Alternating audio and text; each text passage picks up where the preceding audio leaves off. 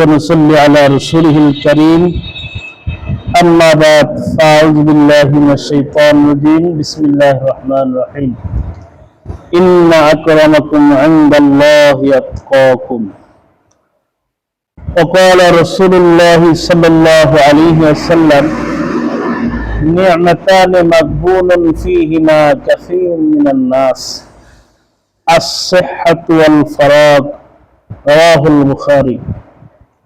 সম্মানিত উপস্থিতি, আজকে আপনাদের সামনে আমি অনেকটা বিষয় আলোচনা করতেছি।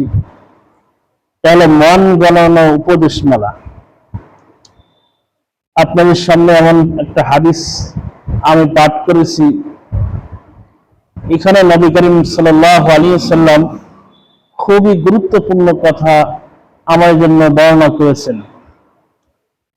হযরত আব্দুল্লাহ ইবনে আব্বাস রাদিয়াল্লাহু তাআলা আনহু থেকে বর্ণিত, তিনি বলেন যে নি'মাতানে মাগবুনুন ফীহিমা কাসীরুম মিনান নাস, যে দুটি নিয়ামতের ব্যাপারে অধিকাংশ মানুষ গাফেল, তারা দুটি নিয়ামতের ব্যাপারে ধোঁকার ভিতরে আছে। এক নম্বর হলো as-সিহহাতু, সুস্থতা, ওয়াল ফিরাগ অর্থাৎ অবসরতা। দুটো নিয়ামতের একটা হলো সুস্থতা আর একটা হলো অবসরতা। মানুষ যখন সুস্থ থাকে তখন আল্লাহর নিয়ামতের শুকরিয়া আদায় করতে হয়, বেশি বেশি করে ইবাদত বন্দেগী করতে হয়। কারণ অসুস্থ অবস্থায় তো কোনো ব্যক্তি ঠিক মতন আল্লাহর ইবাদত বন্দেগী করতে পারবে না, কারণ তার শরীরের ভিতরে এক এক সময় এক এক রকমের লাগবে, যার কারণে সে ঠিক মতন ইবাদত বন্দেগী করতে পারবে না। আর অবসরতা, মানুষ যদি কাজে কামে ব্যস্ত থাকে, চাকরি বাদা ব্যবসা বাণিজ্য, তার ভিতরে যদি তারা লিপ্ত থাকে, তখন সেই ইবাদত বন্দেগী করবে কি করে? করতে পারবে, কিন্তু সেইভাবে তো আর হবে না। এই জন্য নবীজি বলেন যে দুটি নিয়ামতের ব্যাপারে অধিকাংশ মানুষ গাফেল বা ধোঁকায় লিপ্ত। সেটা হলো একটা হচ্ছে সুস্থতা আর একটা হচ্ছে অবসরতা।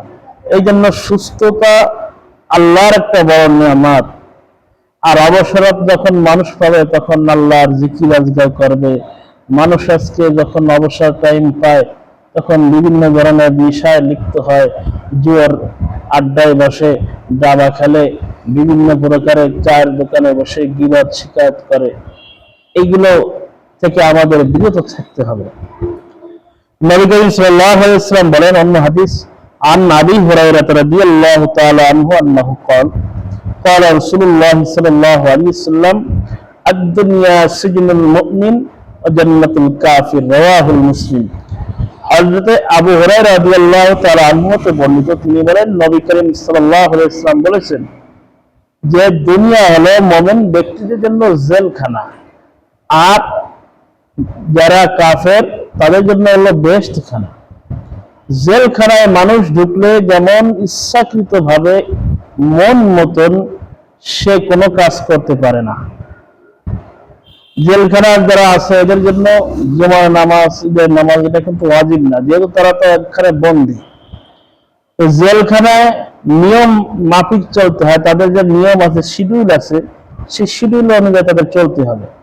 ঠিক তদ্রুপ ভাবে দুনিয়ার বুকে আল্লাহ পাক রব্বুল আমিন আপনাকে আমাকে একটা শিডিউল দিয়েছেন যে 5 ওয়াক্ত নামাজ পড়তে হবে, পর্দা পুশিদা করতে হবে, হালাল রুজি ইনকাম করতে হবে, সুদ থেকে দূরে থাকতে হবে, ঘুষ থেকে দূরে থাকতে হবে, এবং এইভাবে বিভিন্ন ধরনের কিভাবে আমাদের জীবন যাপন চলবে, মুআমালাত, মুআশারাত, মানুষের সাথে ভালো ব্যবহার, লেনদেন কিভাবে করতে হবে, সব আল্লাহ পাক রব্বুল আলামিন জানিয়ে দিয়েছেন।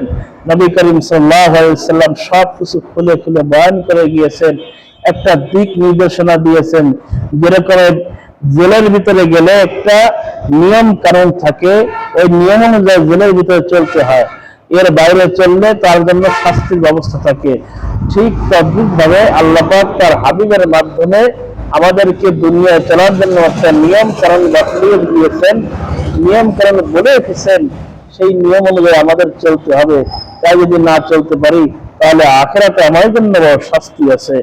আর জান্নাতুল কাফির, নবীজি বলেন কাফেরদের জন্য বেস্ট খানা, অর্থাৎ বেস্ট সম্পর্কে কোরআনে আসছে মা তাশতাহি আনফুসুকুম, মনে যা চাই তাই বেস্টের ভিতরে করতে পারবো, জান্নাতি ব্যক্তিরা করতে পারবে। তাই কাফেররা দুনিয়ায় যা ইচ্ছে তাই করে, যার কারণে তাদেরকে বেহেশতের সাথে দুনিয়ায় তাদের তুলনা করা হয়েছে। কারণ আখিরাতে তাদের কোনো ওমা লাহুম ফিল আখিরাতি মিন নসিব, কোনো সাহায্যকারী থাকবে না, তারা দুনিয়ায় যা ইচ্ছে তাই করে যাচ্ছে। আল্লাহ পাক রব্বুল আলামিন তার বান্দাদেরকে বলতেছেন, কাফেররা তাদের অনেক টাকা পয়সা, ধন সম্পদ, গাড়ি বাড়ি, অট্টালিকা দেখে তোমরা ধোঁকায় পড়ে যেও না, মন খারাপ করো না।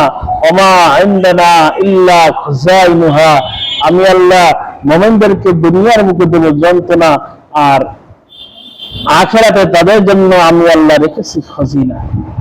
এই খজিনার তাফসীর করতে গিয়ে নবী করিম সাল্লাল্লাহু আলাইহি ওয়াসাল্লামের হাদিসে আসছে, হাদিসে কুদসিতে আসছে, আল্লাহ পাক বলেন আ'আদাতু লি'ইবাদিস সালিহিন মা লা আইনুন রাত ওয়ালা উযুনুন সামিআত ওয়ালা খাতারা আলা কলবি বাশার। আল্লাহ পাক বলেন আমি আমার মুমিন বান্দাদের জন্য বেহেশতের ভিতরে এমন এমন নেয়ামত রেখেছি, এমন এমন জিনিস রেখেছি যা কোনো চক্ষু কখনো দেখে নাই, কোনো হৃদয় কখনো কল্পনাও করে নাই, কোনো চোখ দেখি নাই, কোনো কান কখনো শ্রবণ করি নাই। সম্মানিত উপস্থিতি, তাহলে আল্লাহ পাক রব্বুল আলামিন আমাদেরকে যে নিয়ামত দিয়েছেন দুনিয়ায়, এতে সন্তুষ্ট থাকতে হবে। লা ইয়াগুররান্নাকা তাকাল্লুবুল লাযীনা কাফারু ফিল বিলাদ, কাফেরদের বড় বড় অট্টালিকা দেখে যেন আমাদেরকে ধোঁকায় না ফেলে দেয়। আল্লাহ তার রাসূলকে জানিয়ে দিয়েছেন যে কাফেরদের অট্টালিকা দেখে আপনি ধোঁকায় পড়ে গেলেন না, আমরা যেন সেইটা দেখে ধোঁকায় না পড়ি, নিজেরা মন ক্ষুণ্ণ না করি। আল্লাহ পাক দুনিয়া আমাদেরকে পরীক্ষার জন্য এসেছেন, পরীক্ষার জন্য পাঠিয়েছেন। পরীক্ষা যখন আমাদের দেওয়া হয়ে যাবে, আমরা তখন ঠিকই বেহেশতে প্রবেশ করতে পারবো। আল্লাহ পাক বলেন আহাসিবান নাসু আইয়ুতরাকু আইয়াকুলু আমান্না, মানুষেরা মনে করেছে আমরা ঈমান এনেছি, এটাই শেষ। ওয়াহুম লা ইফতানুন, তাদেরকে পরীক্ষা নেওয়া হবে না। আমরা দুনিয়ায় এসেছি, ঈমানদারদেরকে আল্লাহ পাক পরীক্ষা নিচ্ছেন বিভিন্ন সময় বিভিন্ন ভাবে। এই পরীক্ষা নিয়ে আমাদের ঈমানকে আরো মজবুত করতেছেন, আর আমরা যাতে জান্নাতে যাইতে আমাদের জন্য সহজ হয়, যার কারণে আমাদেরকে পরীক্ষার মাধ্যমে ট্রেনিং দিচ্ছেন, ধাপে ধাপে ধাপে ধাপে আমাদের পদোন্নতি দান করতেছেন। আল্লাহ পাক আমাদের সকলকে সহিহ বুঝ দান করুক, এই অনুযায়ী জীবন যাপন করতে পারি, আল্লাহর হুকুম আহকাম মেনে চলতে পারি। আল্লাহ পাক তৌফিক দান করুক, আমিন। ওয়া আখিরু দাওয়ানা আনিল হামদুলিল্লাহি রাব্বিল আলামিন ওয়া রাহমাতুল্লাহ।